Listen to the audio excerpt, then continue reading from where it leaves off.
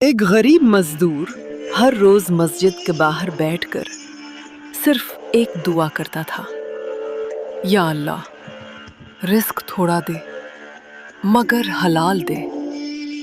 کئی مہینے گزر گئے، نہ کوئی اچھی نوکری ملی نہ قسمت بدلی۔ ایک دن شدید گرمی میں اس مزدور کے پاس ایک امیر آدمی آیا، کہا میرے گودام میں کام کرو گے، پیسے اچھے ملیں گے، مگر تھوڑا سا مال چوری برداشت کرنی پڑے گی۔ مزدور نے مسکرا کر کہا میرے رب سے مانگ کر کبھی حرام نہیں کھاؤں گا۔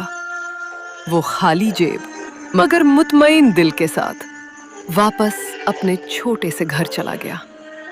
اگلے ہی دن اسی مسجد میں ایک صاحب نے اس مزدور سے بات کی، کہا مجھے اپنے آفس کے لیے ایسا ہی بندہ چاہیے جو ایماندار ہو۔ آج وہ مزدور ایک اچھی نوکری، عزت اور حلال کمائی کے ساتھ خوشحال زندگی گزار رہا ہے۔ سبق: اللہ آزماتا ہے مگر حلال کا دروازہ خود کھولتا ہے۔ کبھی بھی حرام کی طرف نہ دیکھو، نصیب خود راستہ ڈھونڈ لیتا ہے۔ لائک کرو اگر تم بھی حلال رزق کے حق میں ہو۔ سبسکرائب فالو کرو تاکہ اور حقیقی کہانیاں تم تک پہنچ